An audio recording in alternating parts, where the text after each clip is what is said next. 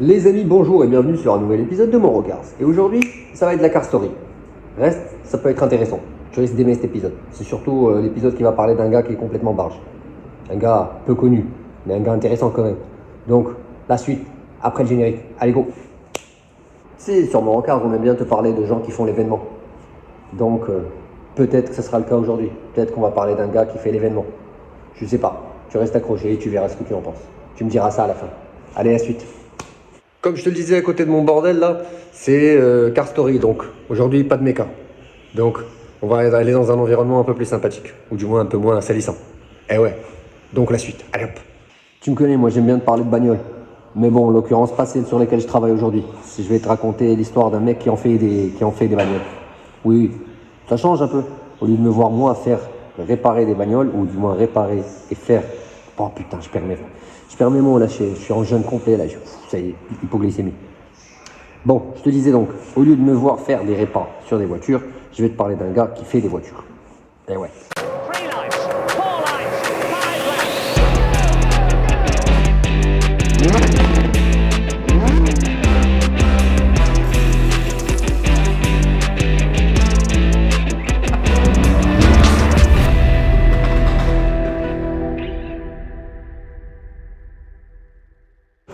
Comme je vous le disais les amis, bien le bonjour chez vous et bienvenue sur un nouvel épisode de Morocars. Et aujourd'hui, ça va être la car story. Aujourd'hui, ça va être la car story et je vais te parler d'un gars.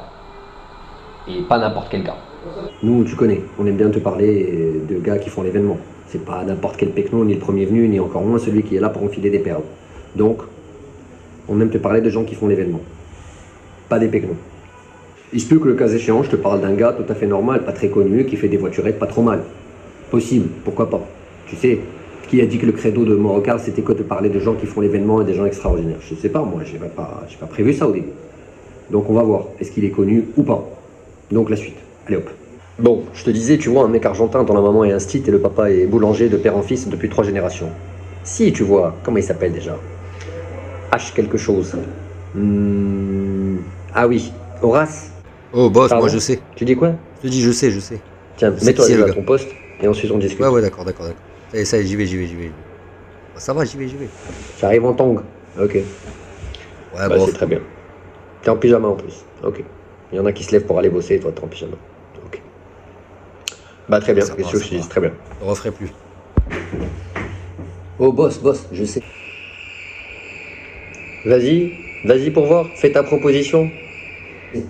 Hector Villa, non. NSI, non. Si, ça y est, j'ai trouvé. Horacio Cain. Ah, c'est lui, hein, t'as vu, j'ai trouvé. Ouais, bah, culture sans fond, mon cher ami. Ouais, casse-toi. Oh, mais tu écoutes un peu quand je te parle? Écoute les infos d'abord. Tu vas pas partir en vrille, en envoler lyrique en essayant de me débiter des prénoms. Et écoute, je te dis, je vais retrouver tout seul. Merci de ton intervention, c'est bon. Ouais. Non, Horacio. Ouais, je crois que c'est Horacio. Bah, Horacio Kane, comme je t'ai dit, en plus il se ressemble. Ouais, je crois que c'est ça. Non, pas Horacio Cain, putain, mais il va me gaver celui-là, mais il est con ce monteur, je vais finir par le fusiller. Pas Horacio Cain, moi je te parle d'Horacio Pagani. Eh ouais, ça rigole pas, il y a quand même une légère différence, si tu vois ce que je veux dire. Quoique, maintenant que tu le dis, il y a un air de ressemblance. Ouais, bon, c'est chose qui arrive, hein. C'était pas prévu. Bon, plus sérieusement, Horacio Pagani, c'est un jeune Argentin d'origine italienne, tu vois. Il est né à Casilda, et c'est globalement la Rubia, comme on dit ici chez nous au Maroc, c'est la Rubia, c'est la Pampa, ou plus communément, le mot utilisé, le bon mot, c'est la Pampa. La Pampa, comment t'expliquer? C'est le grand vide galactique, intersidéral, tu sais, avec des montagnes, des vallées, des prairies, des vaches et de l'herbe, tu vois, un grand classique. What? De l'herbe? Bah quoi, boss? Moi j'ai rien dit, tu as dit de l'herbe. Moi je pensais que c'est de l'herbe qui fumait, le gars. Non? C'est pas ça? Oh, tu vas pas intervenir à chaque fois, si? Oh, tu vas pas nous... Heureusement qu'il y a des gens. Sinon, je t'aurais dit. Le fond de ma pensée. Oui. Allez. Zou. T'as pas du taf à faire, toi? Si, bah ouais. La vidéo, elle doit sortir, hein, je te rappelle. En plus, c'est moi, je me tape le montage et tout. Mais Ouais. au final, c'est de l'herbe ou pas? Alors, qu'est-ce que c'est quoi? Tu t'arrêtes tout de suite. Ben, je t'ai dit que non. Oh, vous au fond de la salle, ne l'encouragez pas. Déjà qu'il est con, si vous l'encouragez, ça va pas aller. On va pas finir cet épisode. Et oui, vous aussi au fond de la salle, je vous vois. Vous l'avez bien encouragé, ce con-là. C'est de l'herbe sur laquelle on marche, c'est de l'herbe qui se fait manger par les vaches, pas celle qu'on fume. Bon, vous allez arrêter vos conneries là, parce que sinon vous sortez de la salle. Allez hop. Cela étant dit, lui, très jeune, il en a rien à carrer de la boulangerie de papa et autres croissants et viennoiseries au beurre. Tu te doutes bien. Lui, ce qu'il veut, c'est les caisses. Les grosses caisses de bâtards. Bien puissantes, ultra puissantes même. Mais bon, tout ça, ça se fait pas tout seul, tu me diras. Faut bien que ça commence quelque part. Donc, le début, je te raconte. La suite.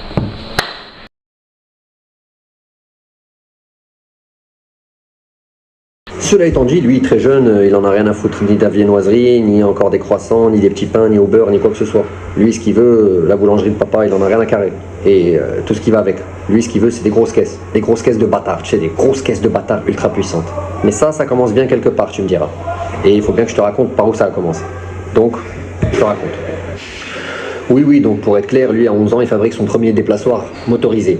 Approximatif, certes, mais déplaçoir motorisé quand même. En fait, c'est un scout digne d'un engin de mort, pour dire les choses comme elles sont. La vérité, il faut la dire. Et donc, c'est ça. Mais à 11 ans, toi, tu mangeais encore tes crottes de nez. Donc, il n'y a pas photo. Tu te doutes bien. Mais il s'arrête pas là. À 13 ans, il enchaîne avec un karting fait maison. Même recette. On change pas une équipe qui gagne. À 14 ans, une grande idée, développer sa propre caisse. Et ça pas n'importe caisse normale, hein. C'est sa propre caisse de course pour participer à un événement local, une sorte de course de Formule 2, qui est basée sur un châssis maison et une carrosserie en fibre de verre. Retiens bien cette information parce que la fibre de verre est un matériau qu'il aime bien.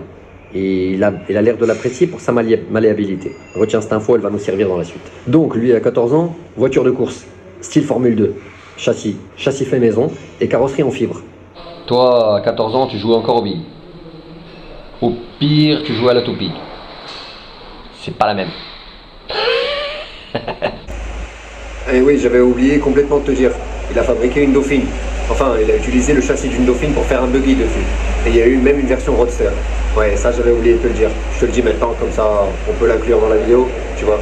Comme ça tu me diras pas dans les commentaires, enfin il y a des rageux qui me disent « Ah, tu dis de la merde !» Et ben voilà, j'ai pas oublié le détail, je te le dis.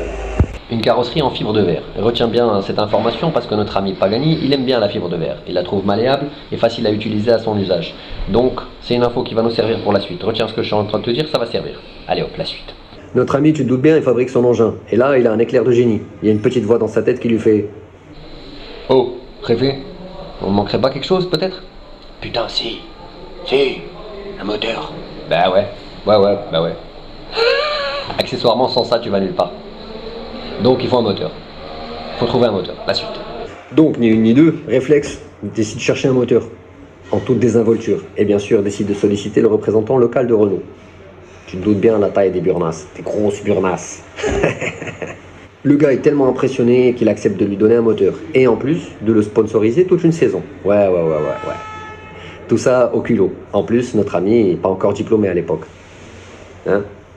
Enfin, si tu considères que le diplôme duquel je vais te parler maintenant est un diplôme. Si, à l'époque, il a déjà son diplôme, et le diplôme de sa bite et son couteau.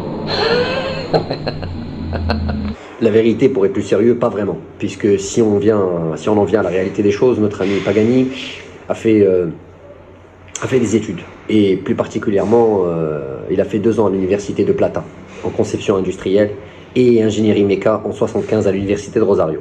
Donc notre bon ami a fait des études. Au moment où Horacio a intégré l'université en 1975 pour étudier l'ingénierie mécanique, malgré son jeune âge, il a déjà tout lu. Il sait quasiment tout sur le domaine de l'automobile, et il se sent frustré dans son université puisqu'il se rend compte qu'on ne lui apprend pas suffisamment de ce qu'il voudrait, au moment où il le voudrait. Donc il décide de lâcher l'affaire et de s'installer en tant que designer constructeur indépendant. Le tout pour participer à un concours où il fabriquera une caravane. Cette caravane lui ouvrira les portes de la victoire et l'amènera à rencontrer M. Oreste Berta, qui est un concepteur automobile célèbre en Argentine, pour des voitures de course et autres véhicules de transport. C'est juste question d'introduire la chose de manière rigolote. Eh ouais. La saison est compliquée et il n'arrive pas à finir. Mais il y a un twist. Sur cet événement, il va rencontrer quelqu'un. Et ce quelqu'un, c'est juste un quelqu'un un peu connu. Ou du moins un peu plus connu que lui. Quelqu'un relativement connu. Connu genre Juan Manuel Fangio. Au cas où tu vois pas qui c'est Juan Manuel Fangio, c'est juste Le gars qui gagne le championnat du monde de Formule 1 en Attends que je me rappelle. 51, 54, 55, 56 et 57. Oui, le gars roule fort, il roule très très fort. Et notre ami le Fangio, il aime bien le petit genou. Et il se lie d'amitié autour de la passion automobile. Donc lui, à 16 ans, il dit à Fangio il a Fangio comme mentor. Et toi, à 16 ans, tu as qui comme mentor? Et lui, il a Juan Manuel Fangio, attention, c'est pas n'importe qui non plus. Et puis de fil en aiguille ou de carburant en transmission, il le prend sous son aile. Et notre ami lui dit, tu sais quoi, tonton, moi je veux travailler dans les grosses caisses. Lui, gentiment, il lui sort, t'en bouge pas, je prends mon carnet, je prends mon stylo et je te fais des lettres de recommandation pour mes potes. Bouge pas, tu vas entendre la liste de potes, tu vas devenir vert. Parce que des potes comme ça, je pense pas que tu puisses en avoir dans ta vie. C'est même pas une question de pouvoir, c'est une question que c'est plus possible d'un point de vue purement historique. Parce que les gars en question, il y en a qui sont morts. Donc c'est plié. Que je t'explique un petit peu la liste de potes. En top line, il y a Alejandro De Tomaso. Comme son nom l'indique, il n'a pas fait grand chose. Il a juste créé la marque De Tomaso. Si un jour dans ta vie tu as vu ce que c'était qu'une Pantera, tu sais que le gars c'est pas un petit joueur. Donc, Monsieur De Tomaso. Et en plus, il est d'origine argentine aussi. Tu vois, déjà un bon point. Ensuite, on a qui d'autre? Et Giulio Alfieri, c'est pas n'importe qui, parce qu'à l'époque, Giulio Alfieri, c'est le chef ingénieur motoriste chez Maserati. Ouais, il y a quand même un peu du level. C'est pas n'importe qui non plus. En troisième, tu as un gars qui s'appelle Carlo Citti. Alors Carlo Citti, c'est l'ingénieur chef chez Ferrari. Et surtout le big boss d'Alfa Romeo. Ah ouais. Je t'avais dit que la liste de potes était assez étoffée. Mais c'est pas de la merde, je te rassure. C'est des gens qui savent ce qu'ils font. C'est des gens du métier et c'est des gens qui ont une très très grosse notoriété. Et bien sûr, le Don Corleone himself de l'automobile, on parle de monsieur Enzo Ferrari. Et à l'époque, Enzo Ferrari, c'est pas n'importe qui. Lui, on n'a pas besoin de te le présenter. D'ailleurs, j'ai fait une vidéo sur le bonhomme. Si ça t'intéresse, tu vas la voir, elle est juste là. Et puis, accessoirement, tu iras la voir après celle-là. Quand tu auras fini celle-là, tu l'auras liké, partagé et tout, tu vas aller voir l'autre. Tu vas aller voir l'autre et tu fais exactement la même chose. Tu likes, tu partages, tu t'abonnes, tu fais... Enfin, tout team. Tu sais ce qu'il faut faire. Tu te doutes bien, c'est ce qu'on appelle communément un coup de pouce. Remarque non, pas seulement un coup de pouce.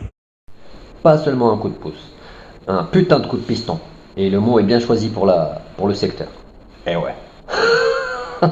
Et celui-ci l'amènera à rencontrer, comme je vous l'ai expliqué, Juan Manuel Fangio, qui deviendra son mentor, et qui sent en son disciple, M. Horacio Pagani, un jeune homme brillant, qui a envie d'avancer et de briller dans le domaine de l'automobile. Et c'est pour cela qu'il lui écrira les fameuses lettres qui seront à destination de Ferrari, Lamborghini, Alfa Romeo et De Tomaso, afin de l'aider. Et en écrivant les lettres, il dira la chose suivante. J'ai le plaisir de vous présenter le jeune M. Horacio Pagani, designer et constructeur désireux de progresser ici. Je me permets de recommander. Je serai ravi qu'on lui accorde un coup de main et je vous remercie d'avance de ce que vous pourrez faire en sa faveur. Donc notre bon ami Horacio d'origine italienne à la base se dit le pays de la grosse caisse c'est l'Italie. Allora, e questo qua, direction l'Italie. Sauf que notre bon zigoto, Il parle pas un mot d'italien. Eh ouais, il avait complètement zappé que ça pourrait être un élément essentiel pour pouvoir évoluer en Italie. Mais bon, comme je t'ai dit, il a sa bite et son couteau, donc ça va. Enzo, tu le connais, on lui a demandé, il lui a dit non. Il en avait rien à foutre des stagiaires et c'était pas le moment de le faire chier. De Tomaso, il est parti aux States chez les Américains parce qu'il voulait faire fortune et parce qu'il s'est rendu compte que sa marque allait pas très bien marcher quand il est au milieu d'une grosse concurrence comme ça. Citti chez Alfa, il était pas chaud, donc Lamborghini. Sauf que eux, rien à foutre du petit génie avec ses nouvelles idées des caisses, ils savent déjà en faire et c'est leur métier principal. Du moins à l'époque, peut-être secondaire parce qu'ils font d'abord des tracteurs, mais ça reste quand même leur métier. Donc ils veulent pas du petit génie. Lui, qu'est-ce qu'il se dit? Il va les stalker toute la journée, toute la semaine, toute l'année jusqu'à ce qu'il obtienne ce qu'il veut. Parce que lui, je sais pas si tu te connais le bonhomme, mais c'est un insisteur en chef. Ouais. Et il va stalker Lamborghini tout le temps devant la porte de l'usine. Eux, ils vont le regarder et lui faire mais stronzo di merda, ma fanculo, casse-toi, qu'est-ce que tu veux? Lui, il veut rien savoir. S'il vous plaît, je veux travailler, s'il vous plaît, je veux travailler. Tu te doutes bien qu'au bout d'un moment, chez Lamborghini, ils en avaient ras la casquette. En plus, notre bon ami, lui, il veut rien entendre. Il les a bassinés. Au final, ils lui ont dit, toi le bouseux, tu sais ce que tu vas faire, prends-toi un bleu de travail, mets-toi là, et ramène ton cul, on va te mettre en tôlerie. C'est pas ce qu'il voulait à la base. Mais il n'a pas le choix. Donc, il intègre Lamborghini au département tôlerie. Et voilà. Pour coller un peu plus à la réalité, il faut dire les choses comme elles sont. Quand Pagani est arrivé, le projet sur lequel il devait travailler chez Lamborghini a été annulé puisqu'il s'agissait du LM002. C'est là qu'il sortira une phrase qui restera iconique à son patron de l'époque, qui lui dira Faites-moi passer le balai si vous voulez, mais rappelez-vous que je suis venu pour dessiner les plus belles voitures du monde. Sauf que lui, au plus profond de lui, c'est le design qu'il veut. Et bon, mais bon, il n'a pas de souci. Il se dit, il prend son mal en patience et le bon Horatio, c'est ce qu'il fait, il va travailler comme un forçat, tout le temps. Il est toujours présent, tout le temps, il fait de son mieux. Et c'est donc après quelques années de bons et loyaux services que notre bon ami se retrouve, vu son méritantisme, parachuté à la tête du département matériaux chez Lamborghini. Attention, matériaux. Garde cette information en tête parce que tu sais que, comme je te l'ai dit tout à l'heure, elle est cruciale. Dis-toi bien que, pour rappel, notre ami aime bien la fibre. Et tout d'un coup, il se retrouve parachuté au département, à la tête du département matériaux de chez Lamborghini. Le terrain de jeu idéal, n'est-ce pas? Fraîchement installé chez Lamborghini, il commence à leur parler de carbone. Et de Kevlar. Eux, ils le regardent et ils disent quoi? De quoi tu parles? Eux, ils le prennent directement pour un fou. Ah, je t'explique. Mais lui, tu le connais, il insiste. C'est Comme je te l'ai dit tout à l'heure, un insisteur en chef. donc il commence à connaître le système et il se dit ça va peut-être pas le faire. Ils sont pas encore peut-être tout à fait prêts à accueillir mes nouvelles idées.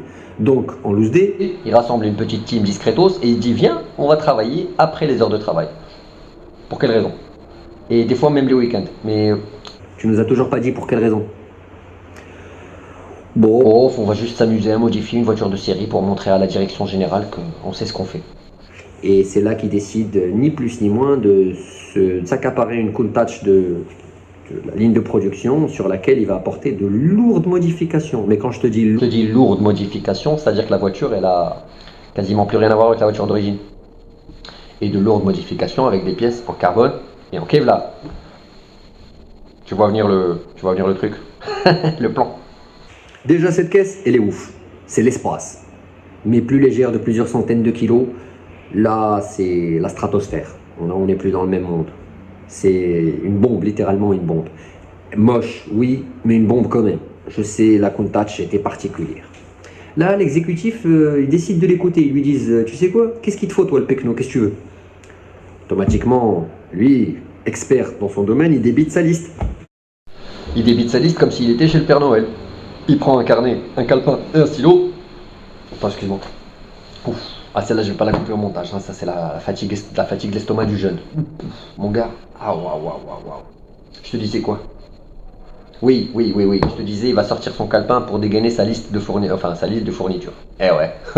Donc, très sérieux, il prend son calepin, son stylo, il regarde le staff et il leur fait alors, il me faudrait un fournisseur de fibres spécifique, une machine de tissage de carbone expérimentale. Les Italiens, ils entendent expérimental. Il fait quoi? Qu'est-ce que quoi? Comment ça, expérimental? Je connais pas. Et enfin, j'aurais besoin d'un four autoclave de type industriel. Qu'est? Four autoclave? C'est pour faire des biscuits, ça? On fait des voitures, non? Je sais pas si tu as compris. Lambeau, ils ont vu le devis, ils lui ont dit gentiment d'aller se faire foutre.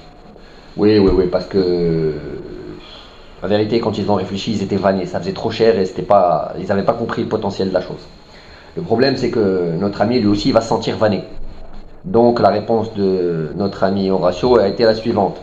Il leur a fait les gars, vous me vannez, donc je prends mes clics et mes claques et je me casse. Et je vais aller investir créer ma propre boîte et puis je vais créer ma propre boîte pour faire de la fibre. Qui s'appellera bien sûr Modena Design. Oui, une société spécifique pour faire de la fibre, du carbone et du Kevlar en l'occurrence, avec le matos qu'il voulait, qu'il a fini par s'acheter lui-même. Eh ouais. Le sommet du comble, quelques années plus tard, il va commencer à fournir plein de fournisseurs, plein de fabricants et de constructeurs automobiles italiens avec des pièces en carbone et en Kevlar, des pièces en fibre. En l'occurrence, Lamborghini. Eh ouais, la boucle est bouclée. Je t'ai dit que c'est un insisteur en chef. Et de facto, une fois qu'il commence à vendre à Ferrari, Lamborghini et tous les boss du game, il va s'installer comme étant l'expert mondial de la fibre de carbone et du Kevlar. Bon, à remettre en exergue avec McLaren, parce qu'eux aussi sont très très bons. Dans le cas où tu ne saurais pas ce que c'est que le carbo-titanium, je te fais un petit éclaircissement. Le carbo-titanium, c'est un composé. On ne peut pas appeler ça un alliage parce que le titane est lui-même un alliage. Donc c'est un composé de carbone et titane. Tu le verras uniquement chez Pagani puisque c'est un brevet à eux qu'ils utilisent sur certaines carrosseries et qu'ils utilisent aussi sur certains modèles d'outils pour assurer une précision millimétrique. C'est à la fois un composé qui a la rigidité qui est 8 fois plus solide que de l'acier et qui est plus résistant que du carbone simple. Donc oui, carbotitanium, voilà. En parallèle, début 80, il commence à cogiter. Il cogite fort, hein, mais comme ça, quand ça cogite fort. Et il cogite une caisse de ouf, nommée projet C8. Pourquoi C8? Je ne sais pas s'il regardait la télé à l'époque ou pas, mais bon. Dans sa tête, elle est censée arborer le nom Fangio F1, en l'honneur de son grand mentor. En 93, il y a un proton, et il le teste chez Dallara. Attention, il teste chez Dallara. Monsieur a des entrées, parce que, je t'explique, la soufflerie de Dallara à l'époque, c'est les boss du game. Tu n'arrives pas avec la fleur et le fusil, avec une lettre gentiment pour demander de faire une session de soufflerie de faire une session en soufflerie chez Dallara. Ça se passe pas comme ça. Et monsieur avait ses entrées. En 92, enfin 1992 pour la Gen Z qui regarde, il s'installe dans le fief des marques. Le fief des marques de ouf, j'entends bien, pas n'importe quelle marque. Et l'endroit s'appelle San Cesario sul Panaro. Plus simplement, pour ceux qui connaissent pas la région, c'est tout simplement la région de Modène. C'est le fief de Ferrari, le fief d'autres marques, et le fief de quoi? Ah ouais, de Ducati par exemple, même des marques qui font des motos. Donc oui, et ils font de la Pagani Automobili SPA. Là, monsieur, il pose ses burnes sur la table, il a des grosses couilles, il les pousse sur la table, il leur fait les gammes dorénavant, je fais partie du club, je suis avec vous. Il a fait sa place à la dure. Son but cette fois-ci, c'est de créer des voitures particulières qui relèvent plus des avions de chasse qu'autre chose. Donc, comme je te disais, prototype roulant en 93, mais suite au décès de son mentor, le nom Fangio va être abandonné pour des raisons de respect. En 93, comme je te le disais, l'idée du nom Fangio pour une voiture a été abandonnée par respect au maestro qui venait de décéder il n'y a pas longtemps. Donc le projet s'appellera C12. Cette fois-ci, il a rajouté 4. Il s'est dit, bon, pas 8, mais 12. Ce qui, comme tu l'auras deviné, pour les gens les plus amateurs de la marque et ceux qui aiment bien les bagnoles, et si tu n'as pas vécu sur une autre planète dans les 20 dernières années, que tu connais un peu Pagani, tu sais très bien que la C12, c'est celle qu'on appellera dorénavant la Zonda, et qui va devenir par la suite la Nonna. Je te dirai pourquoi elle s'appellera la Nonna par la suite, ça c'est à la fin. Mais reste accroché si tu veux savoir de quoi il s'agit. La suite. La Zonda est particulière, c'est une voiture qui a été un échelon, qui a été un milestone chez Pagani. Et elle a pour inspiration un sport prototype. Son idée, c'est un sport prototype, dont les détails, tu te doutes bien, elle a été inspirée selon Monsieur Pagani, d'abord par les montres Patek Philippe. D'abord. Et ouais. Ensuite, pour la technologie, Ni plus ni moins que des avions de chasse. En toute décontraction normale. et pour le concept artistique, Monsieur a choisi. Les canoës automobiles Riva. Enfin, tu vas me dire qu'est-ce que. Je vais te dire, attends. En français, on dit une barque. Les Italiens, ils sont un peu plus classe. Ils disent pas une barque. Ils disent un canoë automobile. Spécifiquement ceux desquels je parle là, qui sont la marque Riva. En fait, c'est ça. Tu vois? C'est, si tu veux, le sommet, le pinacle de ce qui se fait de mieux en termes de barques destinées à de la navigation fluviale et la navigation sur les lacs. Pas en haute mer. Enfin, certains modèles peuvent se permettre quelques milles nautiques, mais en général, c'est fait pour la plaisance de proximité. Et ça, je peux t'assurer que c'est là. Sans oublier que les fameux Riva sont souvent motorisés par des moteurs Lamborghini. Eh ouais, la boucle est bouclée, t'as vu? Ah ouais, pas bête, pas bête. Mais attends, il y a un souci, non? Bah oui, si tu es consciencieux et que tu as suivi la vidéo dès le début, tu vas... Au début, tu vas me dire, Mehdi, il y a un problème. Ouais, je suis d'accord. Ils ont tout ce qu'il faut. Ils ont un châssis, ils ont une carrosserie, ils ont des pièces en carbone, de dingue. Mais si tu te rappelles, Notre ami Pagani n'est pas motoriste. Eh ouais, il manque des moteurs. Et lui, il le fait toujours à la fin, tu sais, il finit la caisse et ensuite il cherche un moteur. Entrepreneur, notre bon ami Horatio. Donc il faut un moteur. Et oui, si tu veux faire avancer une voiture, il faut un moteur, tu t'en doutes bien.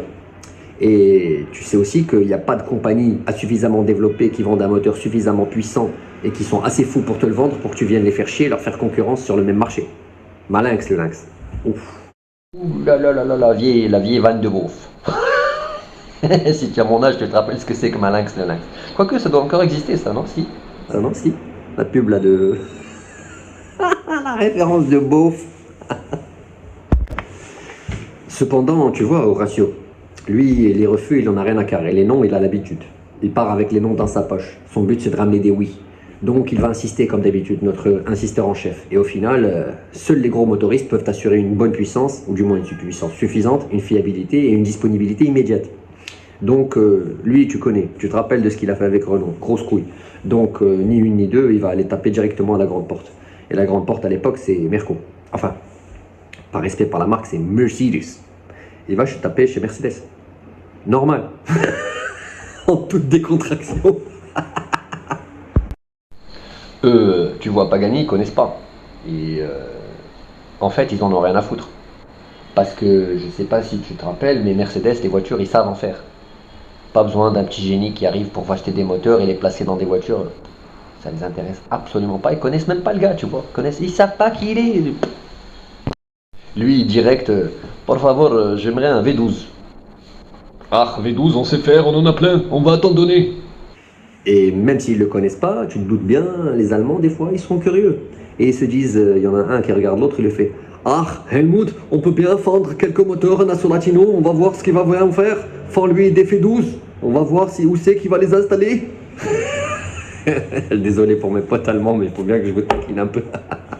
Nos bons Allemands, là, ils se regardent, ils lui font. Ah, Helmut, on a bien quelques moteurs qui restent encore dans le stock de la Sonderklasse, la W140, le V8 et le V12 là de 400 chevaux. Il fait ouais, on en a encore, bah ouais. Fait vends-les à ce petit abruti, on va voir ce qu'il va en faire. Soit pour être un peu plus sérieux, 400 chevaux direct et dérivé directement de la W140. Pour rappel, la Pagani Zonda fait 1 tonne 2. La Sonderklasse, comme ils l'appellent les Allemands, fait 2 tonnes et quelques. 400 chevaux, ça commence à faire. Ça commence à bien faire, surtout pour la moitié moins de poids, tu vois. Mais le H, lui, tu le connais, tu commences à le connaître. Lui, il veut un peu plus.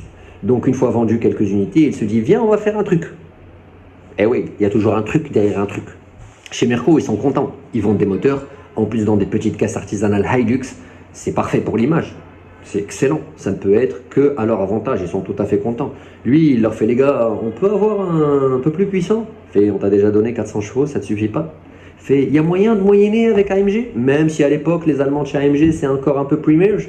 Les Allemands le regardent et lui disent, ah, nous on aime bien les siphonnés du tire-boulot comme toi qui veulent faire le fou. On va te donner des moteurs. Tu te doutes bien, à l'époque, les Allemands aussi, ils se disent, ouh là. Là, le Klaus, il le fait. Toi, le petit latino, qu'est-ce que tu veux comme grosse motoren? Il fait, bof, un 5 litres, 550 chevaux, il y a moyen? Ja, das ist possible, on va te donner grosse motoren de 5 litres avec 550 chevaux. Les Allemands, ils savent faire, donc, claquement de doigts. Ensuite, notre gars, il enchaîne, ça va être l'escalade. Là, ça va être la folie. 6 litres, puis 7 litres, puis 7 litres 3. Puis, j'ai envie de te dire, sky is the fucking limit, hein, parce qu'au final, il n'y a plus de limite, quoi. Le tout dans la joie et la bonne humeur avec des boîtes mécaniques. Ouais. Le tout dans un écran, bien évidemment, qui a été dessiné par un mec siphonné qui sort d'un manga. Tu vois le genre, tu commences à voir le genre de quoi je veux parler. Hein? Ah, ouais. C'est particulier. Les plus futés parmi vous se rendront compte que cette marque n'a vendu qu'une centaine de voitures en 20 ans d'existence. Sachant qu'en 20 ans d'existence, ils n'ont vendu qu'une centaine de caisses. Tu vas me dire pourquoi? Je vais te dire ta gueule, pourquoi pas? Non, je rigole, je t'aime bien. Tu sais que je vais pas te dire ta gueule. Mais ta gueule, pourquoi pas? Non, je rigole. Plus sérieusement, c'est pas toi qui achètes une Pagani. En fait, c'est une Pagani qui t'adopte. Oui. Voilà. Tu vas me dire pourquoi. Ça aussi, je vais te dire, pas parce qu'il te faut 2,5 millions d'euros pour que tu te fasses adopter par une Pagani. Et ça, c'est pour parler de l'entrée de gamme. Oui, l'entrée de gamme, oui. Les modèles, il y en a qui s'envolent à plus de 12 millions d'euros. Oui, pour un petit jeune argentin qui arrive de la Pampa, il a fait du chemin. Mais ça, on va le voir dans la suite. À la suite. Et Horacio, tu sais, il n'est pas là pour enfiler des perles. Donc, il pénètre le marché américain. Oh, boss, là, il y a titre, non? Si, il y a titre. Donc, il pénètre le marché américain. Oh, boss, il y a titre, là, il y a vraiment titre. Hein, oui. Oui, non, il a raison. Il y a titre, d'accord. Mais petit titre, ça va.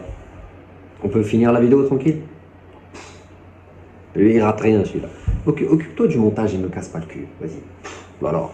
Donc, je disais quoi? Je disais les Américains. Oui, les Américains. Donc, l'introduction chez les Américains. De 2005 à 2007, Bombard, il va tripler le chiffre d'affaires et tripler le volume du business. C'est exactement ce qu'il cherchait pour faire connaître sa marque. Il y a aussi un truc. Il y a la Zonda Club Sport qui va claquer des culs en Europe. Ça, c'est l'outil marketing de tous les fabricants automobiles ces dernières 20 dernières années. Ouais, on va dire. C'est leur méthode pour montrer qu'ils ont des grosses burnes, ils vont sur le mur et ils claquent un record. Donc il y a aussi, comme je te disais, la Zonda Club Sport qui va claquer du cul au nerf avec un bon 7 minutes 27 secondes. Je sais, ce temps n'est plus d'actualité. Mais à l'époque, en 2005, je peux t'assurer que c'était du bon. Et il y avait peu de monde qui arrivait à taquiner ce genre de timing. Donc oui, tu vois, ça c'est la carrure du bonhomme. Ça c'est le bonhomme. Mais maintenant qu'on a parlé du bonhomme, il faudrait qu'on parle des caisses aussi, non? Bah donc, on va parler des caisses. À la suite. Donc, viens, on va checker les caisses. Alors, les caisses, c'est très simple. Il n'y a pas beaucoup de modèles, mais il y a beaucoup de dingueries dans le lot. Donc, accroche-toi, essaie de suivre. Je vais essayer d'être concis, même si c'est pas évident avec cette marque-là. D'abord, tu as eu la C12, qu'on appellera la Zonda. On parle d'une tonne 2 avec 400 bourrins, 5 litres. 5 litres 9 pour les dernières versions, le 0 à 100 en 4 secondes 2, ça parle, ça commence déjà à parler. Puis ensuite, on a la Zonda S, 6 litres, 1240 kg, 550 chevaux, 700 Nm. 700 Nm, il y a de quoi t'arracher la tête, déjà à l'époque. Ensuite, il y a la Zonda S Roadster et Monza qui sont des 7 litres 3 de 600 chevaux, 750 Nm, des monstres de 0 à 100 en 3 secondes 7. Là, elle est capable de te déchausser les dents. Tu vois, tu vas te lever, tu vas prendre un coup de pignouf dans la gueule, tu vas te retrouver en orbite. Ensuite, il y a la Zonda GR, une caisse de course, tout simplement, direct. Aucun rapport avec Gazoo Racing, d'accord, c'est GR, c'est vraiment chez eux, c'est fait. Ensuite, il y a eu la Zonda FE. Alors la Zonda FE, c'est particulier. Pour la FE, notre bon ami n'a pas lâché son histoire d'hommage à son mentor défunt. Donc, quelques années plus tard, il sort la Zonda FE, en hommage à Fangio. C'est un 7 litres 3, 610 chevaux, boîte méca, un bonheur pour les fous furieux comme moi. Mais un potentiel danger pour les gens qui n'ont pas l'habitude de ce genre de véhicule. Avec la F, il y a eu aussi la F Club Sport, 650 chevaux, et le Roadster aussi, parce que pourquoi pas. Et ouais. Après, il s'est dit, ça suffit. Mais il y a des clients, tu connais. Ils l'ont fait chier, ils l'ont tanné, ils lui ont fait, allez, une petite dernière pour moi, et puis moi j'ai de la maille, pourquoi je veux pas me la vendre, et puis il y a mon pote qui envoie eu. Tu connais ces bâtards là quand ils ont de l'argent. Donc automatiquement, il n'a rien pu faire. Enfin si, il a trouvé ça sympa quand même de vendre des bagnoles. Eh ben, ils l'ont tanné, il y a eu de la demande, donc il a été obligé de suivre. Donc ce qui va suivre, c'est une série de plus ou moins limitée, plus ou moins one-off. Et je vais te faire un petit listing de ce qu'il y a comme voiture, comme ça tu m'en diras des nouvelles. Avec les photos qui vont bien, je vais te mettre aussi les photos qui vont bien, comme ça tu vois un peu ce que ça donne. Accroche-toi à ton slibard parce que ça va envoyer de la patate. Les prix, je te les dis pas, comme ça je te cache pas le plaisir, tu iras le voir plus tard. Les prix, tu les verras chez toi tout seul comme un grand. Dans la suite des lignées logiques, il y a eu la Cinque, ou l'ultime effet, avec des modifs de bâtard. Le mec est 670 chevaux, seulement 5 exemplaires, comme son nom l'indique en italien d'ailleurs, la Cinque. Boîte séquentielle à shift, avec un shift de 100 millisecondes, un vrai missile quoi. Parce que, oui, il y a eu le Roadster avec, parce que pourquoi pas. Et boîte séquence parce que il voyait mal les clients enlever la main du volant plus de 300 pour passer un rapport. Il s'est dit, ces cons-là, ils vont se vautrer. Vaut mieux que je trouve une solution. Donc, séquence. Ensuite, il y a eu la Tricolore, produite à 3 exemplaires, comme son nom ne l'indique pas. Eh ouais, des fois on fait des twists, des petits feintes de corps, tu sais, comme ça. Là, la Tricolore, on a un cas particulier. Un cas particulier, pourquoi? Parce que c'est tout d'abord un anniversaire. Et c'est pas n'importe quel anniversaire. C'est ni plus ni moins que l'anniversaire des Frecce Tricolore, qu'on appelle communément les Frecce, pour les intimes. Alors, si tu connais pas les Frecce, je t'explique qui c'est vite fait les Frecce. Les Frecce Tricolore, c'est l'unité de voltige aérienne de l'armée italienne. Et c'est pas des pecnos. La majorité des équipes de voltige dans le monde volent à 6, voire 8. Eux, ils volent à 10, des fois 12. Donc, ils sont quand même couillus. Faire voler des avions de voltige à 12, ça devient un peu compliqué. Et nos amis, ils sont équipés d'avions Ameracci, MB239, produits par Fiat. Oui, Fiat fait des avions. Un jour, je te parlerai de Fiat et je t'expliquerai pourquoi ils font des avions. Et bien sûr, équipés de moteurs et motorisés par Piaggio. Oui, Piaggio fait des moteurs d'avion et pas seulement des scooters de merde. Je sais. C'est noté. Oui, c'est pour ton information générale. je peux me permettre, j'ai eu des scooters Piaggio, c'est de la merde. Donc je peux me permettre. Mais pour être plus sérieux, cette patrouille est connue pour être la patrouille de voltige la plus nombreuse, avec, comme je t'ai dit, au moins 10 avions. Et par respect à cette unité spécifique, il a créé ce modèle. Bon, il n'a pas donné les voitures aux pilotes, je te rassure. C'est des voitures qui coûtent plusieurs millions d'euros, il y a des gens qui les ont achetées. Zama, on fait partie du club. Ensuite, il y a eu la R, tout simplement un missile de course, il n'y a rien à ajouter, vraiment. Ensuite, il y a eu la R Marchetta, Ou si tu veux, c'est un missile de course en cabriolet parce que pourquoi pas. Où c'est que tu vas la faire rouler? Je sais pas. Jusqu'à preuve du contraire, à part si tu as une plaque Prova italienne ou une homologation particulière, tu peux pas la faire rouler à part en Libye. Mais pourquoi pas. Ensuite, on a eu droit à la Zonda HP. HP pour, tu l'auras deviné, Orazio Pagani. C'est son petit cadeau perso qui s'est fait pour ses 60 ans. Très cool comme cadeau, non? Qu'est-ce que tu en penses? Et en plus, c'est un cadeau qui est du coffre. Il y a environ 800 chevaux pour 820 NM. Et une séquentielle. Une séquentielle 6, le pinacle. C'est la fin, quoi. Le sommet du truc. Et regarde le mental du gars. Il produit des caisses, il en fabrique, il en vend à plusieurs millions d'euros. Mais il a attendu des années avant de s'offrir une de ses propres productions. Parce qu'il sait le coût que ça coûte. Tu vas pas venir gréver la boîte comme un con en te servant toi en premier. D'abord, tu sers les clients. Tu as vu la mentalité de manager, Zama qui sait comment gérer. Boss, Horacio Pagani. Mal. Un grand. Je te disais quoi? Ouais, je te parlais des caisses. Parce que je suis en train de perdre le fil, là, je commence à... Il est déjà 17h, j'ai la dalle. Il y a eu la Zonda 760, une série spéciale pour une poignée de clients très spéciaux. Ensuite, il y a eu la 760 RS, version routière de la R, parce que les clients, ils l'ont tanné, ils l'ont fait chier, donc pourquoi pas.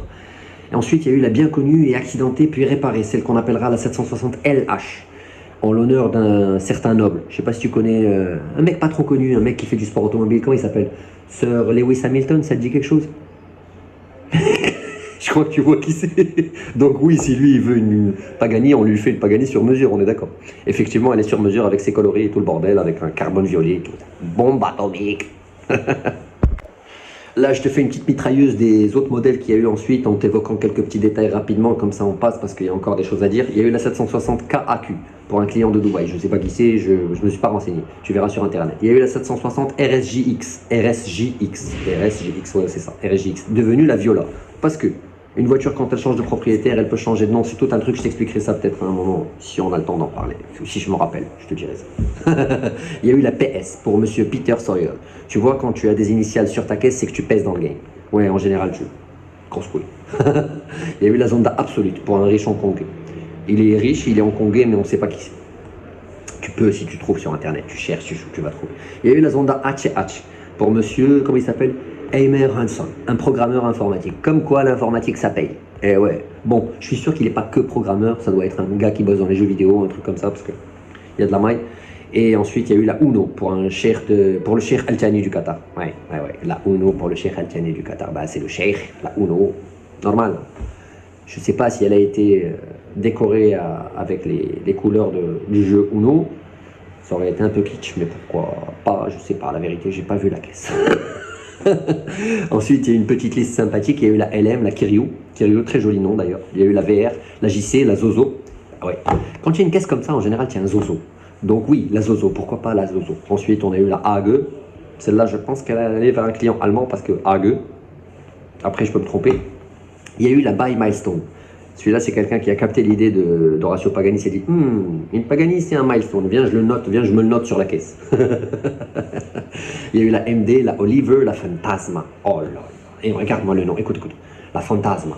Quand il y a une caisse qui s'appelle la Fantasma, les autres à côté, c'est des pecnos quand ils roulent en Clio. Tu peux bien, tu peux pas dire aux gens, je roule en Clio à côté d'un mec qui roule en Fantasma.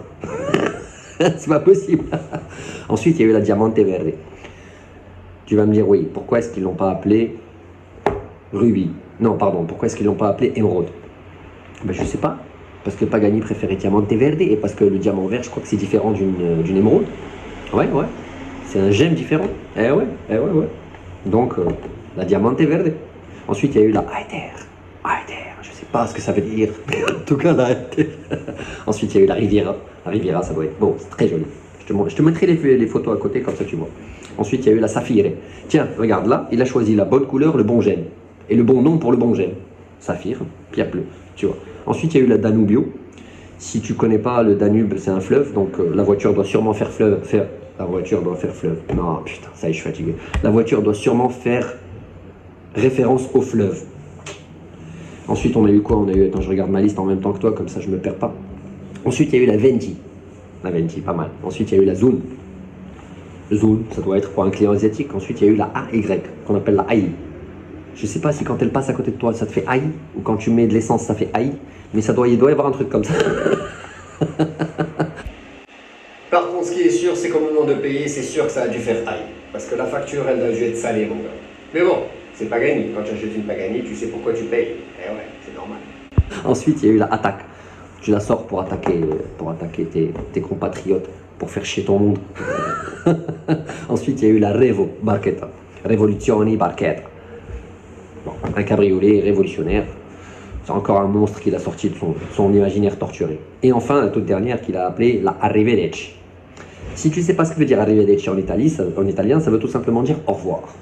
Et là, je pense qu'il y a eu un petit côté malicieux. Parce que de deux choses l'une. Soit c'est pour dire au revoir au modèle et la voiture s'appelle Arrivederci. Soit c'est quand il te double et qu'il met la 4 et qu'il te bombarde le cul. Là, tu vas avoir écrit derrière Arrivederci. Et c'est vraiment ce qui va se passer. Parce que techniquement, une Arrivederci peut techniquement bombarder 95% de l'automobile mondiale. À part certains Koenigsegg, machin, Bugatti.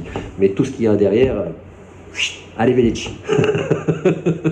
Donc notre bon ami, comme tu te doutes bien, il a poncé le modèle avant de se décider à en changer. Mais ça se comprend, parce qu'elle est tellement belle et il y a tellement de détails que tu peux pas sortir un modèle pour en produire que quelques-unes. Il faut bien amortir le design, bien amortir le châssis, bien amortir l'arrangement.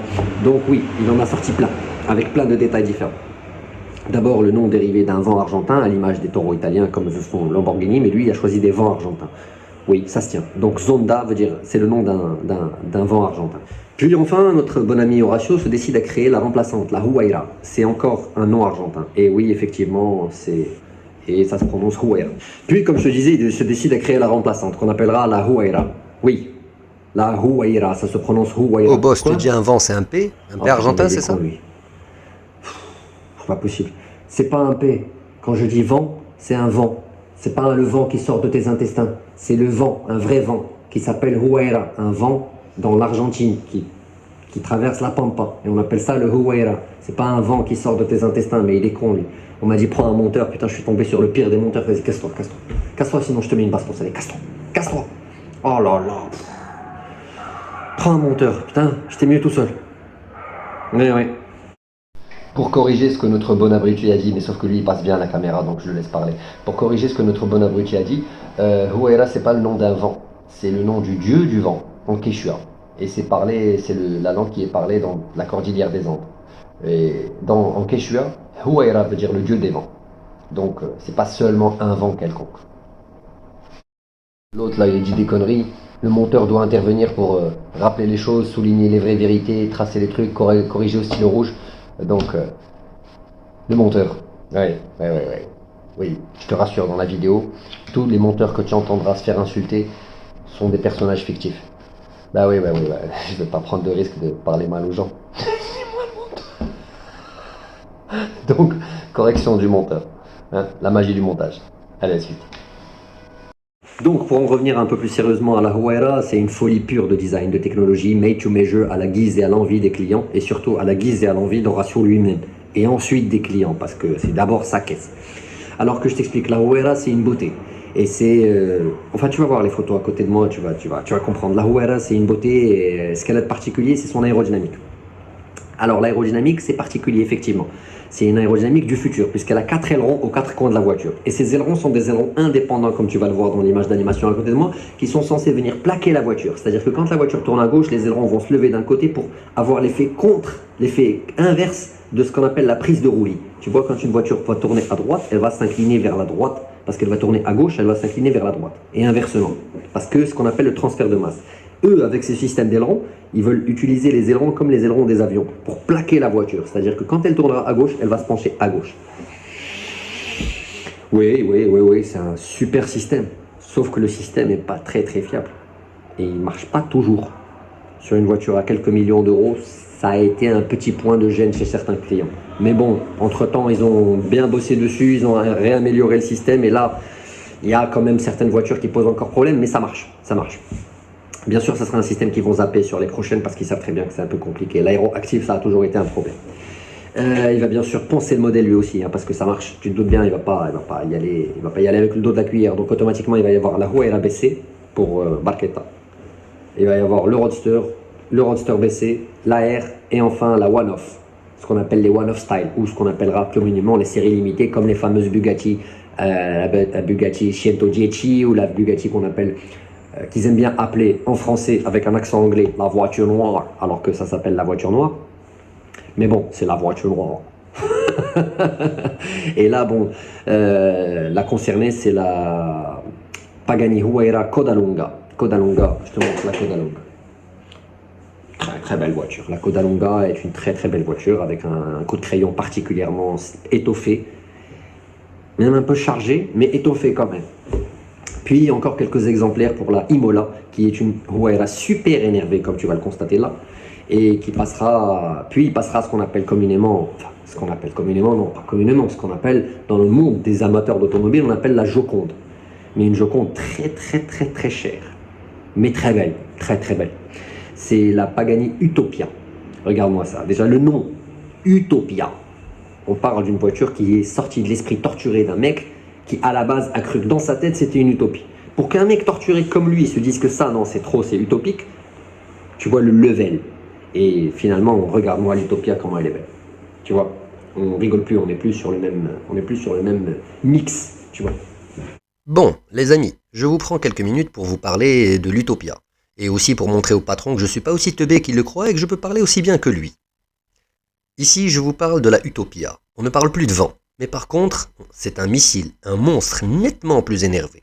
Même style, mais un peu plus fluide.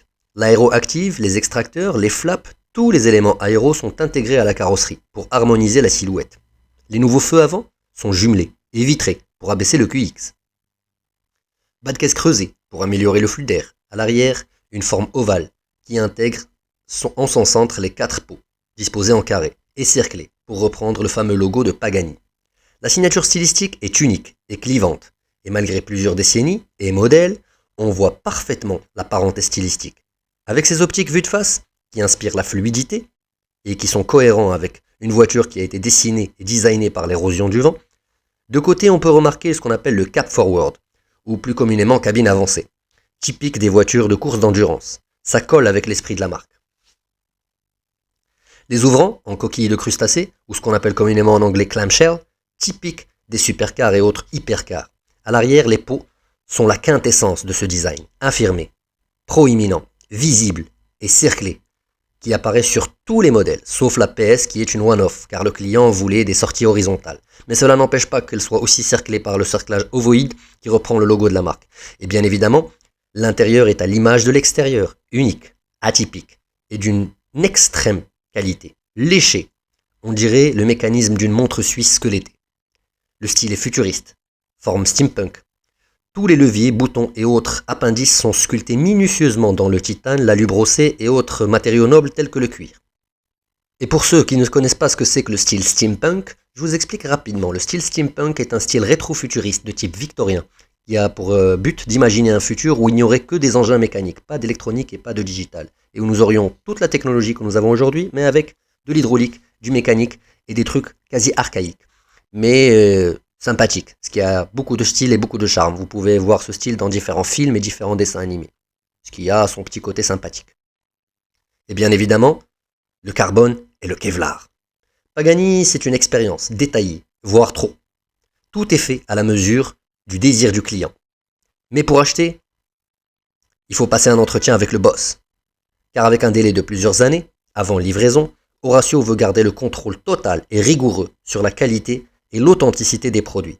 Il ne veut vendre qu'à des passionnés qui respectent la philosophie de la marque et qui veulent intégrer la famille. D'ailleurs, il exprime clairement qu'il continuera à produire des V12 autant que faire se peut. Le V12 de l'Utopia est homologué jusqu'en 2031.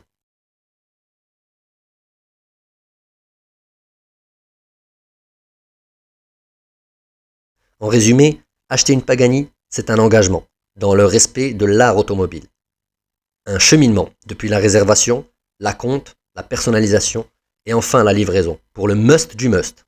Précurseur et pionnier dans la fibre, il a choisi ce chemin osé qui est devenu aujourd'hui un standard dans l'industrie de l'automobile des supercars et des autres hypercars. Sans parler du fait qu'il a été le premier à pousser la personnalisation à l'extrême, ce qui est également devenu un standard du secteur, puisque des marques comme Lamborghini ont créé leur département ad personam, Ferrari a créé le département bespoke, et ainsi de suite. En résumé, conduire une Pagani est un bonheur, un pur bonheur. C'est des voitures qui sont uniques, avec un caractère spécifique, qui se déplacent avec une Telle élégance qu'on a l'impression d'être dans un écrin. Une voiture avec un caractère spécifique et avec une présence sur la route inégalable.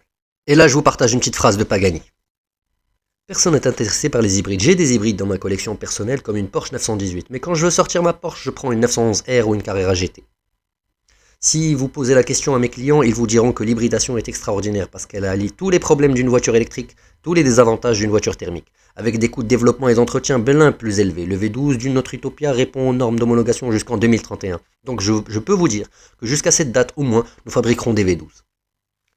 On voit ici le caractère poignant d'un homme qui est décidé à maintenir la passion et à maintenir l'amour de l'automobile et de l'art mécanique jusqu'à sa quintessence pour encore bien longtemps, en espérant que cette marque survive à son créateur et perdure.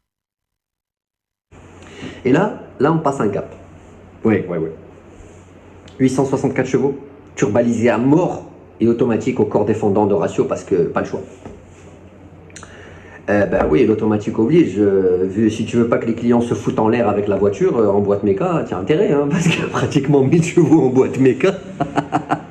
Il faut commencer à avoir déjà de grosses couilles, être courageux, un bon coup de volant, pas un coup de volant de bip, parce que celui-là, si je le dis, ils vont me faire sauter la vidéo. Pas un coup de volant de tafiole. Et surtout, être rendu à l'exercice de la boîte méca. Sans parler du fait que tu as beau être bon, une boîte automatique nouvelle génération hyper technologique sera toujours plus rapide que toi, qui que tu sois, quel que soit le type de pilote que tu sois, même si tu es le Stig ou Michael Schumacher, Dieu lui apporte le repos et la santé. Et la rémission. Ouais, c'est vrai qu'il m'a manqué lui. Ouais, Michael Schumacher. Ouais. Bon, c'est pas tout ça. J'en étais où? Ouais, je te parlais de la Utopia. Très belle voiture, magnifique. Je vais te faire écouter le son de la bagnole, comme ça tu profites un peu. Elle est loin donc l'époque du petit gamin qui se baladait dans la pampa et qui avait des rêves. Aujourd'hui, Pagani est une société prospère. Il y a encore quelques années, il refusait le merch parce qu'il se disait que le merch allait apporter de la disgrâce à la compagnie. Mais quand il s'est rendu compte du potentiel d'affaires qui existe sur le merch, il a toujours insisté pour ne pas le faire, mais là il s'est mis à en faire. Mais il a insisté pour que ce soit fait maison, parce qu'il sait très bien que si tu sous-traites ce genre de conneries, c'est l'image de la marque qui va en prendre un coup. Donc automatiquement maintenant le merch Pagani existe, mais c'est fait par Pagani et c'est extrêmement cher. Petit détail que j'avais oublié de te mentionner, c'est pourquoi est-ce qu'on l'appelle la nonna. La nonna vient tout simplement traduire de l'italien qui veut dire la grand-mère. Et bien sûr la grand-mère pour la simple raison qu'elle était à l'origine du développement de tous les prototypes et que c'était la première qui a participé au développement de tous les modèles qui vont suivre. Voilà, maintenant tu sais pourquoi c'est la nonna. Et oui, ce que tu regardes en dessous, c'est un V12. En résumé, Horacio Pagani est un homme exigeant, envers lui-même d'abord et envers ses équipes ensuite, ainsi qu'envers ses clients. Donc le mec exige tout de tout le monde. Mais c'est avec cette détermination, et comme ils appellent ça les Américains, dedication, qu'on fait des miracles. Et des modèles qui s'envolent à plusieurs dizaines de millions d'euros. Ce n'est pas n'importe qui s'improvise créateur de belles marques. Il faut avoir la détermination, le mental, la passion, et aimer ce qu'on fait au plus haut point. Horacio Pagani est un artiste, pas seulement. Puisque à la base, son credo vient de la découverte qu'il a faite avant de créer ses voitures. Et ça, c'était en lisant un livre qui parlait de Léonard de Vinci. Je vous retranscris les paroles de Pagani. Un jour, j'ai eu la plus grande chance du monde en tenant entre mes mains un magazine qui parlait de la vie de Léonard de Vinci. Léonard, à l'époque de la Renaissance, il y a environ 500 ans, affirmait que l'art et la science pouvaient marcher main dans la main. En lisant cette citation, une nouvelle fenêtre sur le monde s'est ouverte pour moi. Cette fenêtre, je voulais passer ma vie à l'explorer. Où Léonard de Vinci, grand monsieur, explique que la beauté et la fonctionnalité ne sont pas indissociables. La science et l'art ne sont pas forcément séparables. C'est de ce fait que depuis, Horacio Pagani s'est juré que la technologie et le développement technique seraient toujours accompagnés d'un beau coup de crayon et d'un design magnifique. Et c'est un credo qui se respecte quand on voit la qualité des produits et la qualité des voitures qui ont été sorties de chez Pagani. Voilà les amis, donc j'espère que ce petit épisode, comme ils disent en Italie, tutto fatto a mano, vous aura plu. Voilà, j'espère que ce petit épisode sur HP t'aura plu. Ouais, parce que maintenant on est devenu intime, on l'appelle HP. Attends, HP c'est mon pote. J'espère devenir pote un jour avec lui quand je m'achèterai une caisse chez lui. Vous voyez, si vous amenez la chaîne à 10 millions d'abonnés, je me prends une Pagani. Et après, je fais le tour de tous les abonnés qui existent, qui sont à Casa, et je vais vous faire un tour chacun. Promesse. Donc je te disais, HP, tu le connais maintenant. C'est un grand bonhomme.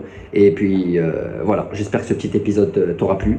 Et comme d'habitude, tu sais quoi faire. L'abonnage, likeage, le partage. Je compte sur toi. Ou finalement, tu sais quoi, je vais même plus te le dire. Dorénavant, je te dirai plus rien. Si tu veux que ta chaîne préférée évolue, faut faire les choses. Comme ça, on peut avancer. Sur ce, moi je crois que je suis arrivé au bout de la vidéo, au bout du script, au bout de l'énergie et pratiquement au bout de la journée, une journée ramadanesque. Et je suis aussi arrivé au bout de la faim. Au bout de la faim, pas la faim, au bout de la faim de l'estomac. Donc je vais me tirer. Donc si toi tu es encore là, je te conseille vivement de te tirer aussi. Et puis je t'embrasse et je te dis ciao sur n'importe quel endroit de la planète. Ça y est, j'arrive plus à parler. Je te dis je me casse et puis je te dis tchuss et je vous embrasse très très fort, quel que soit l'endroit de la planète où vous vous trouvez. Si c'est le soir, je te dis bonsoir et si c'est la journée, je te dis bonne journée. Allez, tchuss, je me casse.